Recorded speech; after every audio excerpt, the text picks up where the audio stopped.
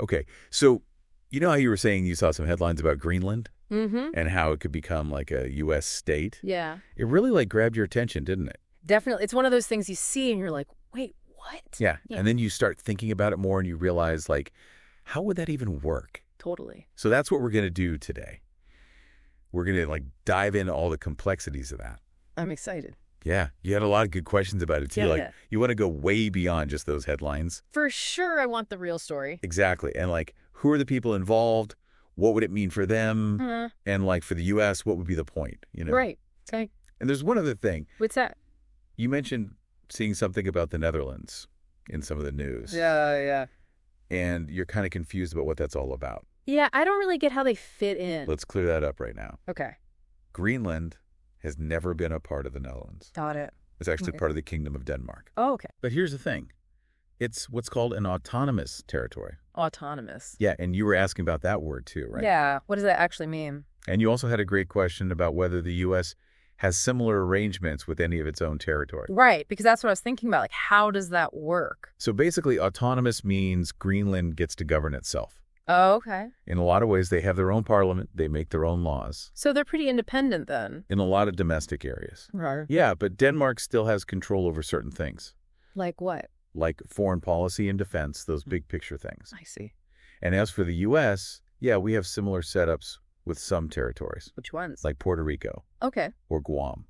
They have their own elected governments, but ultimately the U.S. has the final say in certain areas. So it's kind of like a shared power situation. Yeah, you could say that, although the specifics are different in each case. Makes sense. Now, another thing that surprised you was that this Greenland thing, Uh-huh. it's not a new idea. Really? Yeah, it goes way back to like 1946. Wow. I had no idea. There was actually a proposal back then for the U.S. to buy Greenland.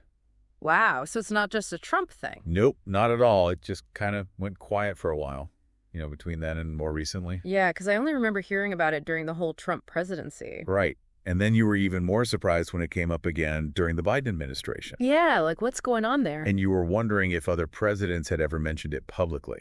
Yeah, has this been a recurring thing throughout history? Well, the 1946 thing was definitely a big moment, a real formal attempt. Uh-huh. But as far as we know, it hasn't been like a consistent theme in every administration.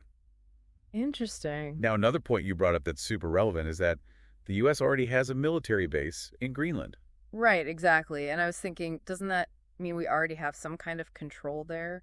You're right to point that out because it does raise questions about the level of U.S. influence. So what's the deal with that? Well, it's called Thule Air Base, and it's been there for decades. I vaguely remember hearing about it. It was a really important spot during the Cold War especially. Makes sense. And even today, it's still crucial for things like missile warning systems. So we have a pretty significant presence there already. We do. Yeah. But the key is that the base is there under agreements with both Denmark and Greenland. So they're on board with it. Exactly. And those agreements make it very clear that they retain sovereignty over the territory. Okay, so it's not like we just set up shop and took over. Not at all. It's a specific arrangement with a specific purpose. Everyone agreed to it. Got it. Now, this next part is something you were really passionate about, and I completely understand why. Oh, yeah. We can't talk about this without considering the people who actually live in Greenland. Absolutely. They should be the top priority. Exactly. It's their home, their culture. Right. You even said that if you lived there, you'd be terrified by the idea of the U.S. taking over. I would be. And you also asked about a poll that was done in Greenland in 2021. Yeah, what was that all about? So that poll did happen. It was after all that talk during the Trump years. Uh-huh. Now, our sources don't say exactly who organized it, Okay. but the timing suggests that Greenland itself is having internal conversations about their future. About their relationship with Denmark and maybe other countries? Exactly. It shows that this isn't just an outside idea being forced on them. Right. They're thinking about it for themselves. And what's interesting is that polls often show that people in Greenland really want to keep their self-determination. Which makes total sense. It's their lives.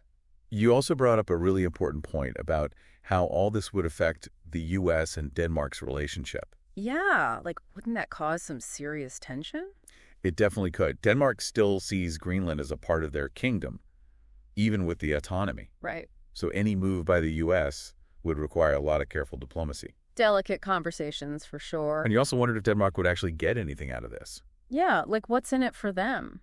It's tough to say for sure, based on what we know. Back in 1946, there might have been a thought in Denmark that selling Greenland would lighten their financial load. Especially after World War II. Exactly.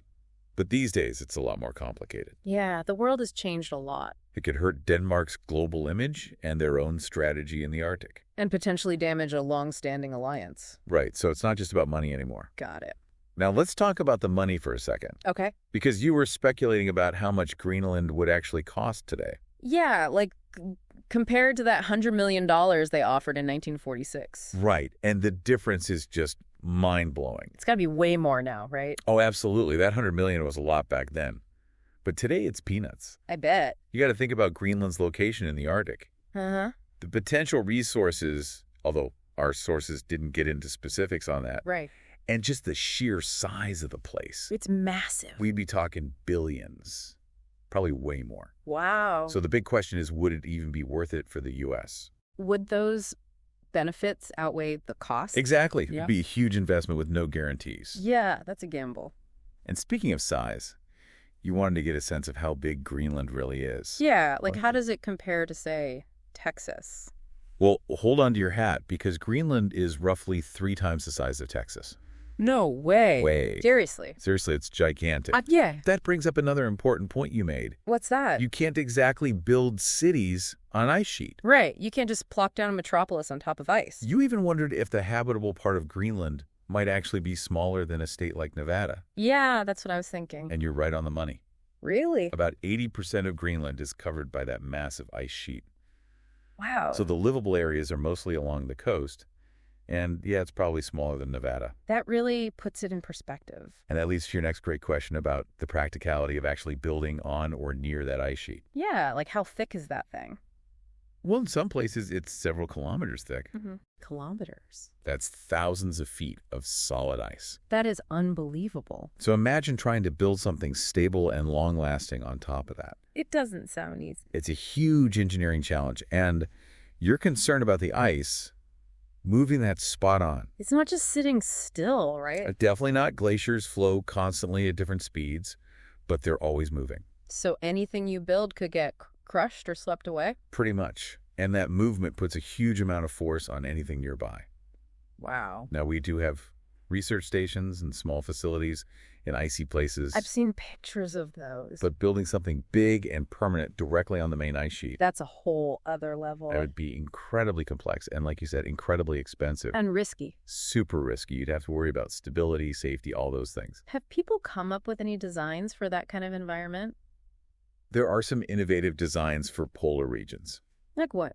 Often they focus on being modular so you can adapt them Okay. and minimizing the impact on the ice itself. That makes sense. But building on the scale that we need for Greenland, Right. that's totally unprecedented. That's a great way to put it. So as we wrap up our deep dive into this whole Greenland situation, Uh-huh. it's clear that it's way more complicated than just some headlines might suggest. For sure. We've talked about Greenland's special status with Denmark, Right. how the U.S. has been interested for a long time, Since 1946. and most importantly, what the people in Greenland actually want. Yeah, their voices need to be heard. We also touched on how tricky this would be for U.S.-Denmark relations, Uh-huh. the astronomical cost, Billions and billions. and those huge challenges with the ice sheet itself. Building on ice is no joke. It's not. So what looks like a simple transaction on the surface Right, just buy a piece of land. is actually this tangled web of interconnected issues. With so many factors to consider. And it reminds us that these global decisions, They're not just abstract ideas. they affect real people's lives and futures.